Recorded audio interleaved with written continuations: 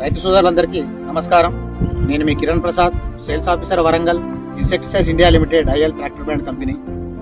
ప్రస్తుతం మనం ఈ వీడియోలో పత్తికి నష్టం కలిగించే రసం పీల్చే పురుగులటువంటి తెల్లదోమ, పచ్చదోమ, పేనుబంక, తామర పురుగు గురించి ఈ వీడియోలో తెలుసుకొని వాటి నివారణ కోసం మన కంపెనీలో ఏమేమి మందులు ఉన్నాయో ఒకసారి తెలుసుకుందాం. మొదటిగా మనం ఈ పచ్చదోమ గురించి తెలుసుకుందాము. పత్తి పంటకు నష్టం కలిగించే రసం పీల్చే పురుగులో ముఖ్యమైనది పచ్చదోమ. తొలి దశలోనే దీని నష్టం అధికంగా కనబడుతుంది.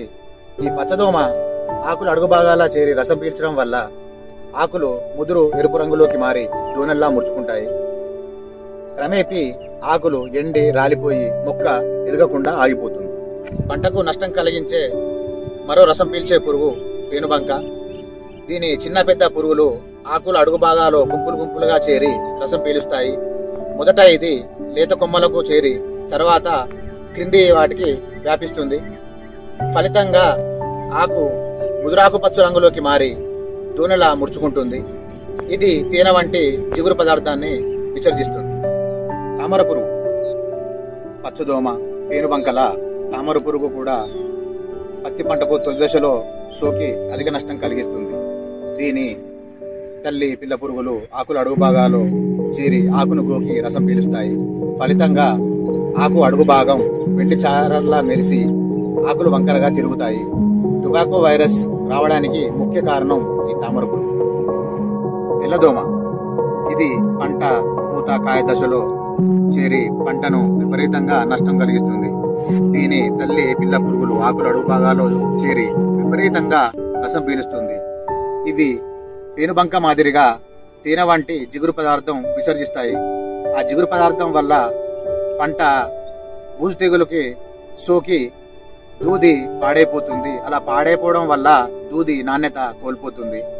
తెల్లదోమ సోకేటువంటి వంకాయ, బెండకాయ, టమాటా అటువంటి పంటలు పత్తి పంట సమీపంలో వేయకూడదు.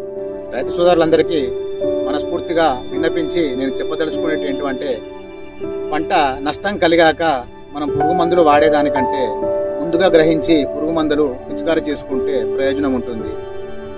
పంటను నష్టం కలిగించే రసం పీల్చే పురుగులటువంటి పచ్చదోమ, పేనుబంక, తామర పురుగు, తెల్లదోమ వీటి సంపూర్ణ నివారణకై మన కంపెనీలో 2 బ్రహ్మాస్త్రాలు ఉన్నాయి. ఒకటి హెర్క్యులెస్, మరొకటి సిల్వా. హెర్క్యులెస్ దీంట్లో డైఫెన్థైరాన్ 40.1% ప్లస్ అస్టమాప్రైడ్ 3.9% అనే ఫార్ములేషన్ తో వెజిటబుల్ పౌడర్ రూపంలో ఇది మనకు లభ్యమవుతుంది. ఇది ఎకరానికి 250 గ్రామ్స్ అంటే పావు కేజీ వాడుకోవాలి. సిల్వా ఫ్లూక్సామెటామైడ్ 10% టీసీ, ఇది ఎకరానికి 160 ml వాడుకోవాలి. రైతు సోదరులందరూ దీన్ని గమనించి మన పంట రసం పీల్చే చీడపీడల బారిన పడకుండా కాపాడుకొని అధిక దిగుబడి సాధించాలని మనస్ఫూర్తిగా కోరుకుంటున్నాను.